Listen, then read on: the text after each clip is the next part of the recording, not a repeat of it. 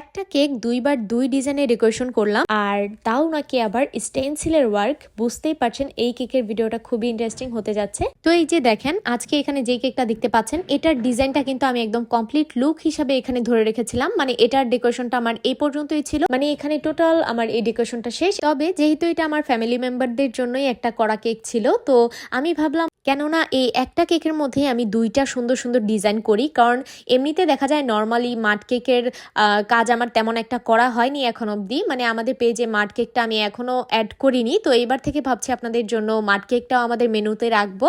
তো এই মাড কেক আসলে মাড কেকের মধ্যে আমি স্টেনসিলের যেই ওয়ার্কটা করব সেটা আমার অনেক দিনের ইচ্ছে ছিল। আসলে মাড কেকের মধ্যেও না, মানে যেহেতু স্টেনসিলের কাজটা আসলে বাটার ক্রিমের মধ্যেই পারফেক্ট হয়, সুন্দর লাগে দেখতে।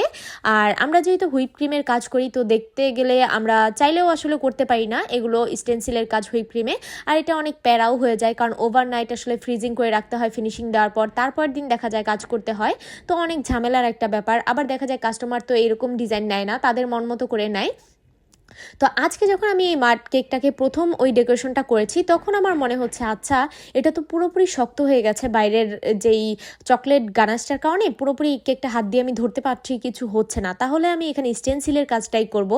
আর যেই ভাবা সেই কাজ। তো আমি প্রথমে ওই ডিজাইনের কতগুলো ছবি নেওয়ার পর এখানে সুন্দর করে দেখতে পাচ্ছেন স্টেনসিলের কাজটা করে নিচ্ছি। আর এই স্টেনসিলটা আমি মানে মিনিমাম আমি কতদিন হবে, প্রায় 1 বছর আগে কিনেছিলাম। এটা আমি আজ অব্দি ইউজ করিনি। তো এই কেকটার মধ্যে আমি প্রথমে এই কাজটা করেছি, আর মাশাআল্লাহ এটার আউটলুক এখন আপনারা দেখতেই পাবেন।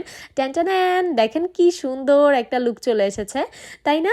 আর একদমই গর্জিয়াস, মানে সিম্পল কেকটাকে একদম গর্জিয়াস একটা লুক দিয়ে দিয়েছে। আমার কাছে এত সুন্দর লেগেছে। আমি যখন এটার করছিলাম আমি খুবই নার্ভাস ছিলাম, কারণ যেহেতু আমি প্রথম এই কাজটা করছি, আমি ভাবছিলাম যে এটা প্রপারলি হবে কিনা, নষ্ট হয়ে যাবে কিনা।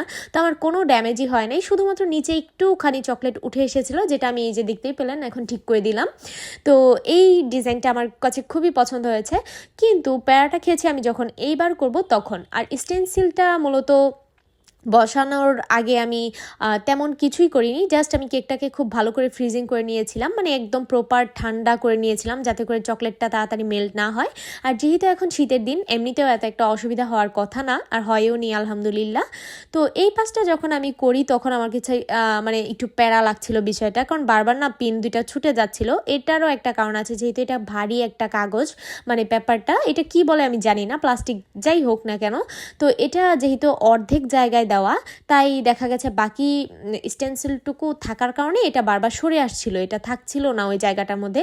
তো আমি খুবই হাত দিয়ে আর কি চেপে ধরে তাড়াহুড়া করে এই কাজটা করছিলাম, তবুও দেখেন পিন খুলে যাচ্ছে, ওই পাশ দিয়ে স্টেনসিলের কাগজটা চলে আসছে, এরকম একটা অবস্থা আর কি। তো তারপর লাস্ট মোমেন্টে মাশাআল্লাহ দেখেন কোনো সমস্যা হয়নি, একদম সুন্দর মতো আমার কাজটা করা হয়ে গিয়েছিল। আর এই যে এখন আমি প্রথমে যে পাতাগুলো তুলে নিয়েছিলাম সেগুলো আবারও বসিয়ে দিচ্ছি, যাতে আমার কেকটা একদম প্রপার একটা লুক পায়। আর মাশাআল্লাহ এই ডিজাইনটা আমার এত বেশি মনে ধরেছে, আমি অনেক অনেক ছবি তুলেছি। মানে আমি কি প্রতিটা কেকেরই দেখা যায় যেগুলো আমার একটু বেশি পছন্দের, আমি কমপক্ষে মানে এরকমও হয় 25-26টা ক্লিপ নিয়ে ফেলি, মানে এতগুলো ছবি তুলি। কিন্তু পরবর্তীতে দেখা যায় ওই 2টা বা 3টা বা একটা কেক আপনাদের সাথে, মানে একটা ছবি আপনাদের সাথে শেয়ার করা হয়। তো যাই হোক, এনিওয়ে আপনাদের কাছে আজকের এই ডেকোরেশনটা কেমন লেগেছে অবশ্যই কিন্তু কমেন্ট করে জানাবেন। আল্লাহ হাফিজ।